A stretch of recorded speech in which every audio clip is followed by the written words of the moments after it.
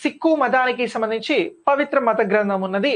దీనిని ఏమని పిలుస్తాము అని అంటే శ్రీ గురు గ్రంథ్ సాహేబ్ అని అంటాం. దీన్నే ఆది గ్రంథ్ అని కూడా అంటాము. ఏమని అంటున్నాం? సో ఈ మతానికి సంబంధించి పవిత్ర మత గ్రంథం ఏమిటి అని అడిగితే మనం చెప్పాల్సినది ఏమిటి అని అంటే మత గ్రంథంగా శ్రీ గురు ఏమని అంటున్నాం? శ్రీ గురు గ్రంథ్ సాహేబ్ అని అంటున్నాం. గురు గ్రంథ్ సాహేబ్. దీనికి మరొక పేరు ఏమిటి అని అంటే దీనికి మరొక పేరు వచ్చి ఆది గ్రంథ్ అని అంటున్నాం. ఏమని అంటున్నాం? ఆది గ్రంథ్ అని చెప్పేసి కూడా పిలవడం జరుగుతా ఉంది. గురు గ్రంథ్ సాహేబ్ అన్నా ఆది గ్రంథ్ అన్నా కూడా ఒకటే.